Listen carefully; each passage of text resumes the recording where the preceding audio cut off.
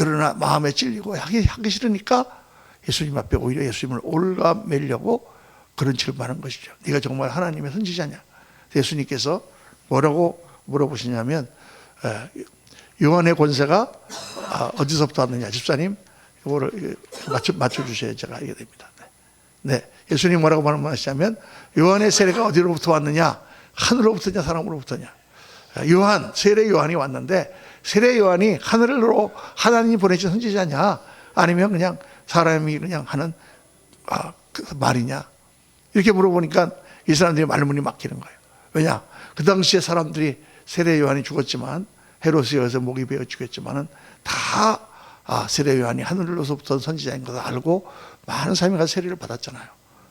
그런데 자기들은 그를 핍박해서 죽였거든요. 그러니까 만약 하늘로서 온 선지자가 아니다 그러면 사람들이 막 자기들을 공격할 거고, 하늘로서 왔다 그러면은 왜 하늘에서 온 선지자를 내가 핍박했느냐, 죽음을 받을 거고. 그러니까 모르겠다 우리가 모르겠다. 그러니까 예수님께서 나도 너희에게 얘기하지 않겠다. 내가 하늘에서 온 선지자라고 하면 너희가 나를 믿겠느냐. 중요한 거는 말을 듣는 것이 아니라 말을 따라 순종하는 것이라고 예수님께서는 특별히 세리와 창기들에 대하여, 여러분 우리 중에서 제일 나이가 젊은 분이 주회 자매인데 창기 그러면은 무슨 뜻인지 아시죠? 창기가 훨씬 좋은데 꼭 창녀라 그래야 됩니까? 아니 번역을 뭐 창녀라고 꼭 그래야 되나 모르겠어. 창기라 그래도 충분히 우리가 이해가 되는데 창기가 훨씬 낫잖아요. 우리가 듣기에 세리와 창녀들은 뭐 이런 것보다. 참 이 성경 번역하시는 분들도 조금 이렇게 뭔가 예술적인 감각이 좀 있어야 돼요. 국어 번역이라는 게 이게 뉘앙스라는 게 있는 건데 그 단어가 주는 그 어떤 감이 있잖아요. 성경이니까. 예수님께서 뭐라고 대답하시냐면은 하나님께서 보낸 선지자를 세례 요한을 너희는 믿지 않았으되 세리와 창기들은 믿었다. 말을 듣고 듣기만 하는 게 중요한 게 아니라 말을 행하는 것이 중요하다. 옆집에서 이렇게 막 깔깔 웃는 소리가 들리지만 우리가 절대 뭐라고 그럴 수 없는 게, 우리도 방금 전에 여기서 막 찬양을 해갖고 저쪽을 굉장히 괴롭혔습니다. 그렇기 때문에 피장파장이에요. 어쩔 수 없죠. 그래서 이 내용을 보면은 내용은 아주 간단합니다. 하나님의 말씀을 잘 알죠. 바리새인들은 하나님 말씀을 연구하고 그대로 지키려고 노력하는 사람들이에요. 그런데 실제로 하나님 말씀을 따라 순종하지 않는다. 하나님 보낸 선지자의 말을 너희는 듣지 않는다. 너희들이 가진 생각, 너희들이 가진 고정관념, 너희들이 가지고 있는 어떤 너희들의 신학 때문에 하나님이 보낸 선지자의 말씀을 너희는 듣지 않는다. 그러나 너희들이 천대하는 세리와 창기는 하나님의 말씀을 받아서 그들은 변화되고 그들은 순종하고 그들은 하나님 나라에 들어가지 않느냐, 이걸 말씀하시는 거예요. 이 비유의 내용은 엄청 간단합니다. 아버지가 두 아들에게 포도원에 가라고 했습니다. 큰 아들 있고 작은 아들이 있는데 요게 어떤 사본에는 큰 아들하고 작은 아들이 박혀 있어요. 근데 그게 무슨 상관입니까? 큰 아들 작은 아들이 중요한 게 아니죠. 두 아들이 있는데 두 아들에게 야 너희 포도원 가서 일하라 그랬더니 큰 아들은 뭐라고 하냐, 아버지 네 알겠습니다. 그러고는 가기 싫어 그러고 안 갔다는 거예요. 그랬는데 둘째 아들은 싫어요. 그러고는 아버지 밖에 나와갖고는 생각해보니까 아버지 말씀을 듣는 게 좋은데 가야지, 내가 안 가면 되겠나. 그리고 둘째 아들은 싫어했다가 뉘우치고 갔다. 그러면 이 둘 중에 누가 순종한 아들이냐, 이거 물어보시는 거예요. 여러분 어려운 질문입니까? 누가 순종한 아들이에요? 둘째 아들이죠. 다 바리새인들도 둘째 아들입니다 이렇게 대답한 거예요. 봐라, 하나님 말씀을 듣는 것이 중요한 게 아니라 너희들의 생각과 마음을 꺾어서 순종하는 것이. 왜 둘째 아들이 싫어요 했다가 뉘우치고 갔다고 했느냐? 둘째 아들은 하나님 말씀을 듣기 싫은 거예요. 아버지 말을. 그랬지만 나중에 그가 깨닫고 나니 자기를 굴복시켜 가지 않았느냐. 하나님 말씀을 듣고 그 말씀을 깨닫는 대로 자기를 죽여 말씀 앞에 굴복시키고 변화되어야 된다. 이게 말씀의 포인트인 거예요. 그래서 너무나 당연한 말씀이죠. 이 말씀했을 때 다 아멘 그러지 뭐 아닙니다 말씀을 들어도 우리는 절대로 행하지 않아야 됩니다 이렇게 주장하는 사람이 어디 있겠어요. 그런데 실제로 우리가 목회 현장에서 우리 성도님들을 보면 말씀을 따라 행하는 사람이 많지가 않습니다. 여기 이렇게 나오신 분들만 그렇지 딴 사람들은 안 그런 사람들이 많단 말이에요. 그 말씀을 듣고 은혜를 받는데 왜 순종하지 못하는가? 왜 순종하지 못할까요?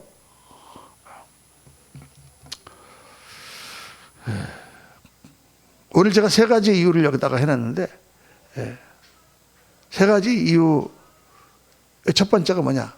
왜 하나님의 뜻을 따라 순종하지 않는가? 첫째는 이제 요거 전에 하나님의 말씀을 듣고 순종하지 않는 첫 번째, 0번째 이유가 있어요. 0번째 이유. 0번째 이유는 뭐냐면, 영의 눈이 열리지 않은 사람은 말씀을 들어도 그 말씀이 마음에 와닿지 않습니다. 영의 눈이 열리지 않은 사람은 이거의 효과를 잘 모르는 거예요. 하나님이 살아계신 것이 확실치가 않고, 또 하나님의 말씀의 능력이 확실치가 않고, 기도하면 하나님이 들어주신다는 그 확실치 않으니까 이게 뭐 기도하세요 그래도 안 합니다. 제일 제가 답답한 게 너무 어려운 일을 당하고 계신 분들, 너무 막 괴로워서 인생이 지금 막 죽음 직전까지 간 그런 괴로움을 당했는데, 그렇게 마음이 막 고집스럽고 그런 분도 아닌데 나와서 기도하세요 그러면 기도를 안 해요. 기도를 안 해.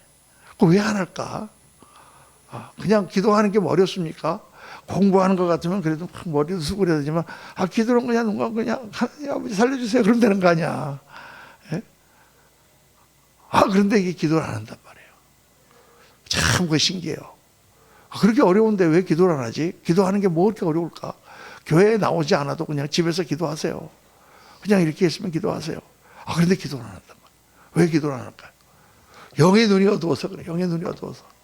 하나님이 모든 것을 통치하시고 하나님이 모든 것을 다스리고 계시고 하나님이 오늘 우리의 기도를 들으신다는 것을 그렇게 얘기해도 왜 그걸 모르냐가 말이에요.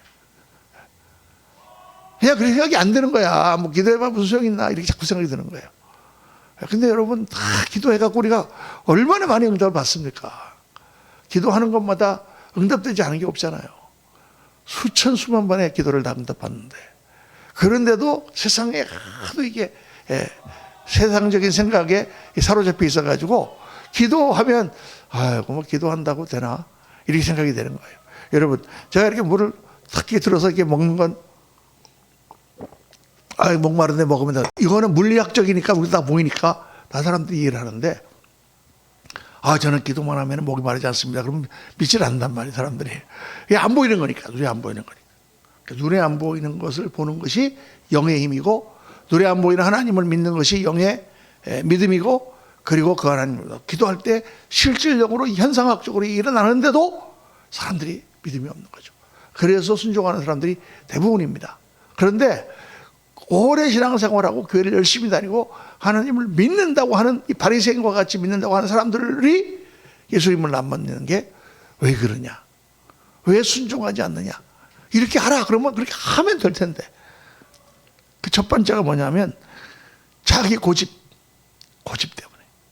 고집이 있어요. 다. 제가 그냥 하여간 옛날에 우리 둘째 우리 딸들 셋을 데리고 나이아가라 폭포인가 어디 구경을 가는데 8시간 타고 가야 되거든요, 차로. 그래갖고 한참 가다가 이제 중간에 휴게실에 내려갖고 뭘 했는데 우리 딸이 뭘 사달라고 그러는데 안 사준다 그랬어. 그랬더니 탁 불 타고 가나갖고 그냥 탁 구석 갖고 와 그러고 앉아 있는 거야, 바닥에. 그래갖고 우리 다 먹을 거 먹고 근데 가만히 앉아 있는 거예요. 놔뒀지. 그래서 가자 그러는데 안 간대. 여기 놔두고 간다 그랬는데도 안 간대. 그래서 그때 3살 정도밖에 안 됐는데 걔가 3살짜리가 뭔 놈의 고집이 저렇게 세나. 그 인간이라는 게 너무 신기하더라고, 인간이. 3살짜리가 뭘 안다고 저렇게 고집을 피우나. 우리 애들 키워보면 정말 그렇잖아요. 근데 이렇게 정말 목회를 해보면 우리 성도님들 중에 정말 어린애 같은 성도님들 많은데 다 목사님 기도해보고 같이 상담하고 이렇게 하세요 그러면 순종하면 되는데 뭔 고집을 피우고 안 해. 사람들이 다 그렇게 하지 말라 그러고 본인도 그게 안 좋은 길인 거 알고 다 모든 사람이 얘기하고 하나님도 성경에 그렇게 얘기하고 그러는데 고집을 피운단 말이에요. 자기 자존심이 있고 자기 생각이 있다. 그냥 정말 답답하죠. 답답합니다. 고집 피우면 안 돼요. 하나님 앞에서. 하나님께서 말씀하시고 목사님을 통하여 말씀하실 때는 목사님의 말씀이 하나님 말씀이라는 뜻이 아니라 교회 종을 통해서 그런 말씀하실 때는 뭔가 하나님께서 주시는 메시지가 있을 거 아니에요. 그러면 자기가 집에 가서 잘 기도해보고 생각해보고 정말 내가 이렇게 하는 것이 옳겠는가 하고 나를 꺾어 나를 굴복시켜서 순종해야죠. 이 굴복이 안 되면 순종이 안 되는 거예요. 그래서 하나님께서 이스라엘 백성들이 순종하지 않은 백성들을 보고 뭐라 그러세요? 이 목이 곧은 백성들아, 이 목이 꺾이질 않아. 이게 딱 쳐야지 꺾이지. 그냥 한 대 그냥 딱 때려야만 꺾이지 않아. 그래서 고집, 자존심, 교만, 또 어떤 사람은 고정관념이 있어요. 자기 스타일, 신앙생활에 고정관념이 있어요. 특히 신앙생활을 몇십 년 하신 분들, 제가 그런 분들 많이 봤습니다. 제가 첫 목회는 이렇게 개척교회로 다 믿지 않는 사람들 이렇게 와서 우리 교회에서 세례받고 그렇게 하니까 이게 다른 건 몰라도 정말 믿음의 그런 헌신이나 이런 건 좀 부족하고 그래도 다 말은 잘 들어요. 그런데 그 다음에 제가 이제 두 번째 감독 끝나고 나서 간 교회는 한 30년 된 교회거든요. 거기는 내놓으라는 권사님들 이런 분들이 자기의 지금까지 신앙 스타일이 딱 있어. 그리고 조금만 이렇게 하면 딱 목사님한테 전화합니다. 목사님 이렇게 하면 됩니까? 하고 전화를 딱 합니다. 그럼 내가 왜 안 됩니까? 하고 쫙 설명해 주면 어떤 분은 네 알겠습니다. 하고 딱 그런 분도 있고 자기들 아주 그냥 이게 이론이 빡세요. 그런 자기의 고정관념, 자기들의 어떤 관습, 자기들이 갖고 있는 어떤 전통 이런 것 때문에 하나님의 뜻을 따르지 않는 그런 게 많습니다. 한동안에 우리 교회에서 복음성가 부르는 거를 옛날 스타일로 신앙생활 하던 분들을 싫어했어요. 저런 노래를 왜 세상 노래를 부르느냐. 세상 노래가 어디 있어요. 다 하나님을 찬양하는 노래면 다 하나님 노래지. 우리 지금 찬송가에 있는 노래들도요, 다 옛날에 그 종교계에 일어났을 때는 술집에서 부르던 노래야. 내 주는 강한 성이요 하는 마틴 루터의 그 찬송 있잖아요. 그게 술집에서 다 술 먹으면서 같이 불렀던 찬송이에요. 그걸 마틴 루터가 가져다가 내 주는 강한 성이요 다 이렇게 제목을 바뀌고 거든요. 그러니까 다 노래라고 하는 것은 물론 이제 락큰롤이라든가 사람을 정신없게 하고 그런 좀 약간 사악한 그런 리듬이 있지만은 일반적으로 멜로디라든가 이런 거는 뉴트럴, 중간이라고 보면 돼요. 여러분, 돈이 악입니까? 돈이 죄입니까? 아니죠. 돈은 중성이에요. 근데 그걸 쓰는 사람이 잘 쓰면 선이 되고 나쁘게 쓰거나 나쁘게 벌면 악이 되는 거죠. 그렇죠. 그것처럼 똑같은 거예요. 음악이라는 것은 잘 쓰면 하나님께 영광이 되는 것입니다. 그래서 그런 거를 다 죽이고, 그래서 어떤 사람들은 변화를 싫어하는 사람들이 있어요. 특히 나이 드신 분들은 변화를 싫어. 이쪽에 크리스마스 가 있었는데 이쪽 갔다 놨다 하면 굉장히 기분이 안 좋고 그런 경향이 생기더라고. 나이가 드니까 맨날 있던 데 그게 있어야지 딴 데 가 있으면 굉장히 기분이 나빠. 이런 경향도 있고. 그래서 한국 교회에서도 그런 거 가지고 많이 싸움도 하고 그랬습니다. 근데 궁극적으로 우리가 주님 앞에 나올 때는 전능자 하나님께서 하시는 그 앞에 겸손한 마음으로 자기의 자존심과 고집과 자기의 이론과 자기의 생각을 버리고 그 앞에 무릎을 꿇을 줄 알아야 됩니다. 그게 참된 제자죠. 그래서 자기를 쳐서 복종시켜 주님 말씀을 순종하는 것입니다. 내 생각을 따라서 그냥 하는 거가 아니라 주님의 말씀이, 주님의 뜻이 내 생각과 다를 때 나를 죽이고 복종시키는 거. 이게 순종이죠. 그래서 그거를 연습해야 됩니다. 자, 두 번째는 육신의 나약함 때문에 의지가 박약해서 육신의 나약함 때문에 주님을 따르지 못하는 분들이 많아요. 어떤 사람들은 예수님을 믿고 싶고 이렇게 하고 싶은데 그냥 몸이 움직이질 않아. 그냥 나가질 않아. 뭐 이렇게 하는 사람들이 있습니다. 세상에서도 마찬가지죠. 의지력이 박약해서 가난하게 살거나 의지력이 박약해서 공부를 못하거나 하고 싶은 마음은 있는데 자기가 이렇게 탁 하지 못해서 그러는 분들이 꽤 많아요.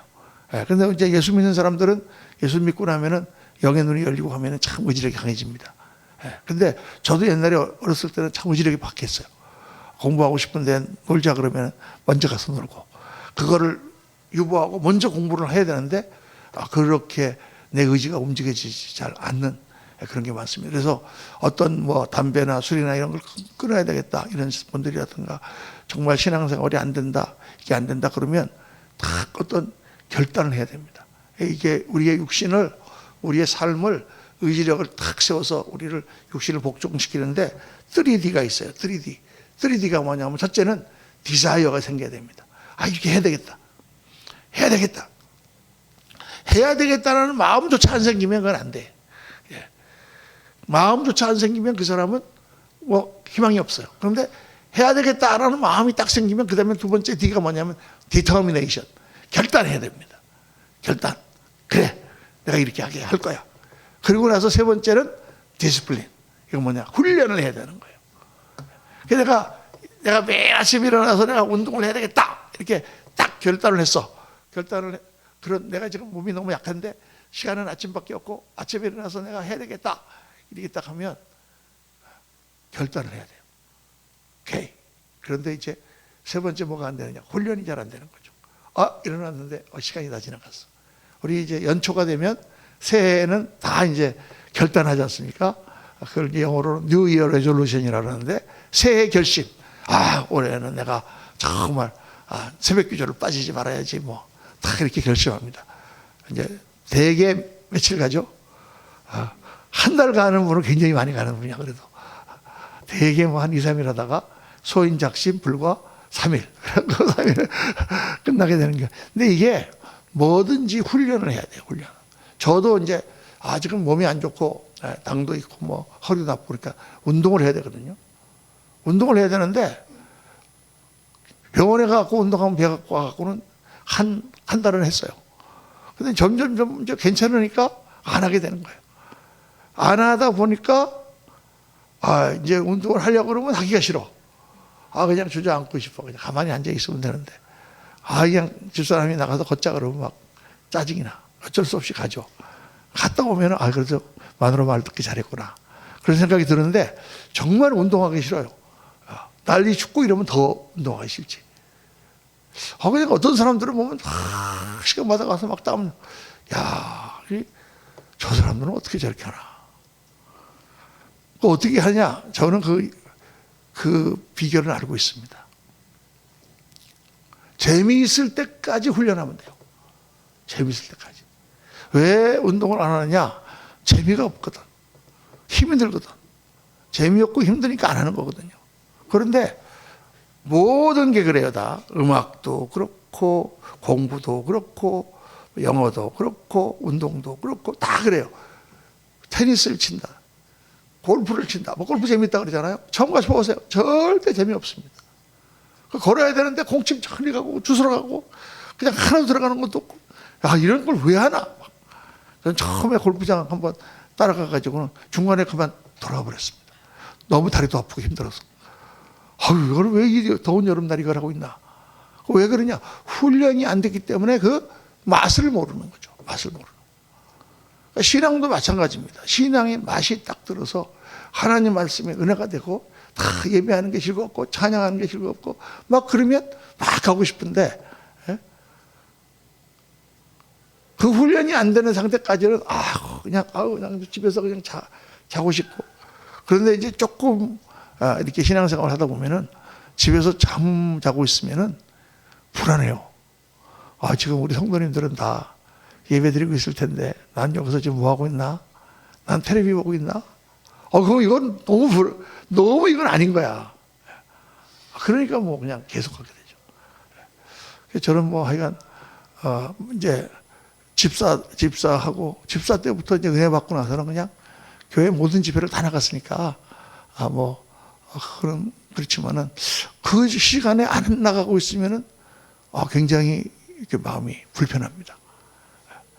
그리고 이제 나오는 게 너무 좋고 하나님 앞에 나와서 예배하는 게 너무 좋고 좋아질 때까지는 훈련을 해야 돼요. 우리가.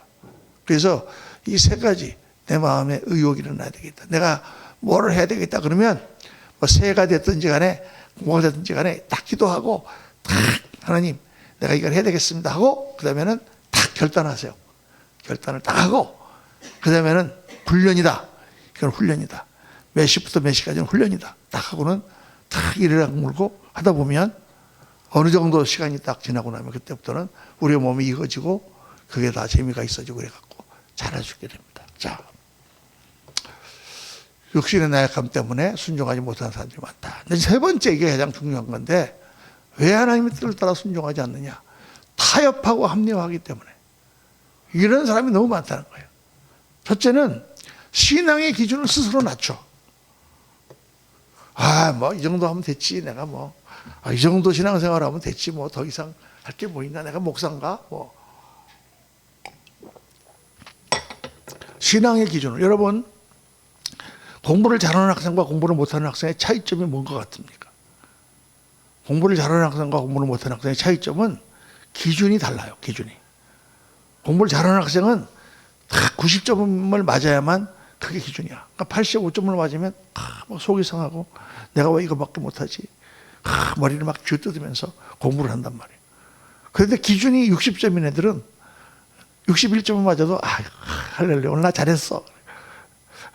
집에 와가지고 옛날에 그런 거 있잖아요. 부모 시험 보고 오면은 엄마가 물어보잖아요. 야 오늘 시험 잘 봤니? 잘 봤어. 자신 있게 얘기하는 애들이 있어요. 대부분 보면은 아주 못 본 애들입니다. 자기 생각에는 잘 본 것 같아.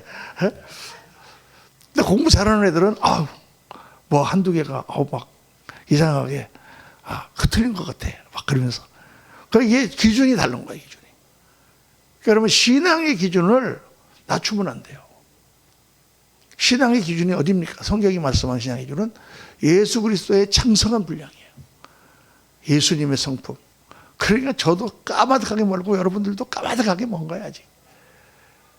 그렇게 신앙의 기준을 세워놓고 내가 이렇게도 못하면서 내가 집사라고 그러면 이렇게도 내가 못하면서 하나님 이렇게 자꾸 자기 자신을 그렇게 끌어올려야 돼. 그래야만 신앙의 우등생이 됩니다.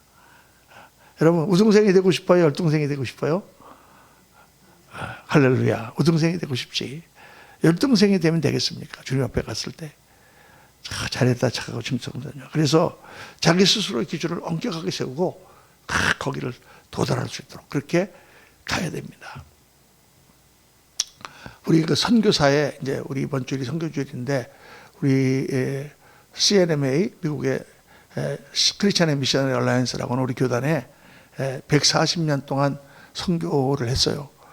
첫 선교가 1882년에 4명의 백인 선교사가 서아프리카 콩고로 파송이 됐습니다. 콩고로 파송이 됐는데 가자마자 6개월 안에 3명이 죽었어요. 그 당시에 이제 말라리아로. 그때 그 서아프리카는 말라리아가 너무 심해가지고 백인들의 무덤이라 그랬습니다. 백인들의 무덤. 가면 죽는 거야. 그리고 한 명은 돌아왔는데 돌아와서 그 말라리아가 발병돼서 죽었습니다. 말라리아라는 거 저도 아프리카에 가봤는데 말라리아라는 게 최소한 2주가 걸리는 거예요. 그런데 다행히 키니네라는 약이 발명이 돼가지고 말라리아가 아무리 심하게 걸려도 딱 그거 맞으면 딱 괜찮아지는 거예요. 그런데 괜찮아져도 계속해서 말라리아를 3번 이상 걸리면 그 다음부터는 위험하답니다. 그래서 3번 말라리아 걸린 선교사님이 미국으로 들어오셨더라고요. 그 꽃대두 부하르라고 하는 아이보리 코스트라고 하는 곳에서 사역하시던. 저기 가봤거든요. 가봤는데 그 키니네가 그 당시 이제 미국 돈으로 50전, 지금은 한 1불밖에 안 해. 그 약 주사 하나가 1,000원이야 1,000원. 근데 그 1,000원이 없어가지고 다 가난한 사람들이 말라리아에 걸려서 죽어가는 거예요. 그 아프리카에 가보니까 평균 연령이 30세밖에 안 돼요. 다 어렸을 때 말라리아 걸려서 죽고 나오면 죽고 그런 아직까지는 그런데 그 말라리아라는 게 그 코테디부아르의 일본 대사가, 코테디부아르 주 대사가 이제 임기를 마치고 그리고 일본으로 돌아가는데 이쪽으로 가지 않고 미국을 통해서 갔답니다. 그래서 미국에 구경도 하고 그러고 가려고 미국으로 와서 뉴욕에 왔다가 뉴욕에서 쭉 구경하고 콜로라도에 갔는데 갑자기 열이 막 나고 병이 생긴 거야. 그런데 콜로라도는 여러분 아시지만은 겨울에 춥고 그런 데잖아요. 눈 오고 막 그런 데잖아요. 이 의사들이 이거를 검사를 했는데 그게 뭐 벌써 한 3, 40년 전 얘기예요. 이게 무슨 병인지 모르는 거야. 왜냐하면 콜로라도에 말라리아 걸린 사람이 없으니까. 잠복 기간이 2주라 그래요. 그래가지고 나중에 봤는데 이게 말라리아다. 그런데 키니네가 없는 거예요. 그래가지고 뉴욕까지 연락해서 키니네를 받아갖고 왔는데 돌아가셨답니다. 야, 이게 이 병이 무섭다고 가기 전에 막 겁을 주더라고 사람들이. 그래서 예방주사도 맞고 갔는데 어쨌든 가서 계속 모기장 치고 모기한테 안 물리도록 하고 이제 그렇게 했는데 그렇게 4명이 가자마자 6개월도 안 돼서 3명 죽고 또 1명 죽고 그랬는데도 계속 파송했습니다. 아니 죽은 거 다 아는데 그 당시에 얼마나 선교의 열이 뜨거웠냐면 그렇게 하나님 나라를 위해서 가서 내가 죽는 거는 영광이다 생각하고 확 간 거예요. 그래서 서아프리카에 엄청나게 복음이 전해졌습니다. 인도네시아에 복음을 전했던 그 이름을 제가 지금 기억이 안 나는데 우리 그 선교사님, 우리 CNM의 선교사님이 많이 선교했습니다. 특별히 1899년에 의화단 사건이라고 중국에서 그 의화단이라는 그 태권도 같은 그런 무술 단체에서 서양을 배척하는 그런 반란이 일어났어요. 그리고 서양 사람 보이면 다 때려 죽이는 거야. 낫으로 곡괭이로 막 몽둥이로. 그래갖고 선교사들이 막 엄청나게 수천 명이 죽었는데 우리 선교사가 그때 37명이 순교했습니다. 15명은 그 폭도들을 피해서 산으로 도망다녔는데 애까지 5명이 있고 15명의 가족이 몇 가족이 한 8가정이 도망다니다가 너무 배가 고파가지고 인가로 데려왔다가 발견돼갖고 다 맞아 죽었습니다. 그런데 그때 그 중국 선교부에서 미국 우리 본부에 보낸 편지에 의하면 이렇게 돼 있습니다. 이 사태가 끝나면 이 혼란의 사태가 지나가면 다시 복음을 전할 기회가 있을 것입니다. 다시 선교사를 보내주십시오. 우리는 주님을 사랑합니다. 우리는 중국을 사랑합니다. 이렇게. 야, 참 대단하죠. 그런 그 무시무시한 상황 가운데서 복음을 전합니다. 이 기준을 딱 높이는 거예요. 거기 또 우리 인도네시아 갔던 선교사 한 분은 일본이 인도네시아를 점령을 했습니다. 그리고 이제 서양 선교사들을 다 잡아들인 거예요. 그러니까 이 인도네시아의 그 마을 주민들이 이 선교사님 너무 존경하니까 정글에다가 숨겨놓고 그리고 이제 매일 먹을 거를 갖다 줬어요. 그러는데 계속 이 선교사님이 기도하다가 그 선교사님 이름이 윌핑건가 그래요. 지금 생각나는데 기도하다가 이건 아니다. 첫째는 우리 성도님들을 위험에 빠뜨리는 일을 내가 하고 있다. 둘째는 우리 성경에 보면은 아무리 악한 관원도 순종하라고 했는데 우리 성도님들에게 순종하지 않고 거짓말하는 그런 죄를 범하게 하고 있다. 내가 여기 온 것은 복음을 전하고 하나님 말씀을 전하러 온 거지 내 목숨을 지키려고 온 게 아니지 않을까. 그래서 간곡하게 그 성도들에게 편지를 쓰고 여러분 지금까지 나를 사랑해 주고 너무 감사하고 교회를 지키라 그러고 그 사람 나가서 자수합니다. 캐나다 출신의 싱글이고 이제 그 사람이 안식년 가기 불과 2달 전인데 안식년을 가면 결혼할 약혼자가 기다리고 있는 사람이었는데 가서 이렇게 수용소에 들어갔는데 크리스마스 날 몽둥이로 맞아 죽습니다. 일본 사람들에게. 참 그걸 읽으면서 제가 얼마나 가슴에 찔리는지, 죽을 걸 많이 알면서도 성도들에게 내가 이런 잘못을 저지르면 안 된다. 이게 수준이 우리랑은 비교할 수가 없는 거예요. 우리는 어떻게 그렇게 해? 이렇게 생각하지만 너무 신앙의 수준이 다른 거예요. 그러니까 여러분, 영적인 수준은 끝이 없습니다. 우리가 지금 내가 이 정도 하고 있었으면 됐지, 그렇게 만족하지 말고 더 주님 앞에 나를 드리고 정진하고 주님의 거룩하심을 닮아가는 그런 성도님들, 제자들이 되시기를 예수님 이름으로 축원합니다. 두 번째 문제가 뭐냐면은 자기를 합리화하는 거예요. 신앙생활하면서 뭐 좀 잘못하고 실수를 하면은 회개하고 다시는 그러지 않아야 되는데, 뭐 다른 사람들도 다 그러는데 나만 그러나 그래도 이 정도 하면 되는 거지 꼭 이렇게까지 해야 될 필요가 있나, 이렇게 스스로를 합리화하는 거예요. 그래서 상황을 핑계 삼고 이런 상황에는 누구든지 다 그럴 거야. 그런데 그렇게 우리가 합리화할 때 저 마음 깊은 곳에서 성령께서 다 이렇게 나를 찌르실 때가 있습니다. 그럴 때 깊이 성찰하고 성령님 말씀을 듣고, 제가 지금 아까 말씀했던 윌핑거라는 그런 그 선교사도 마찬가지죠. 그렇게 사람들이 자기를 숨겨주고 도와줄 때, 어느 날 아침 기도할 때 성령께서 깊이 마음에 찔리는 말씀을 듣고 아니다, 그렇게 해서 순교의 길을 택한 그런 사람이 있습니다. 정말 절대 상황이라든가 다른 사람하고 비교하거나 또는 이 정도 하면 하나님 그래도 괜찮겠죠, 이렇게 생각하지 말고 타협하지 말고 하나님의 음성에 깊이 기도하며 따르는 그런 자리에 가야 됩니다. 그게 정말 하나님 기뻐하시는 사람이죠. 오늘 말씀을 묵상하면서 여러분, 결론이 뭡니까? 결론은 우리가 하나님의 뜻을 몰라서 불순종하는 게 아니다라는 거예요. 우리가 하나님의 뜻을 몰라서 불순종하지 않습니다. 하나님 뜻을 다 알지. 하나님 무엇을 기뻐하시는지를 알지. 그러나 영의 눈이 어둡기 때문에, 또 우리가 자기의 어떤 고집, 자기가 갖고 있는 자기의 생각, 자기의 이론 때문에, 또 육신의 나약함 때문에, 또 스스로 기준을 낮추고 합리화하고 타협하기 때문에, 그런 일들 때문에 우리가 하나님께 순종하지 못하는 것이다.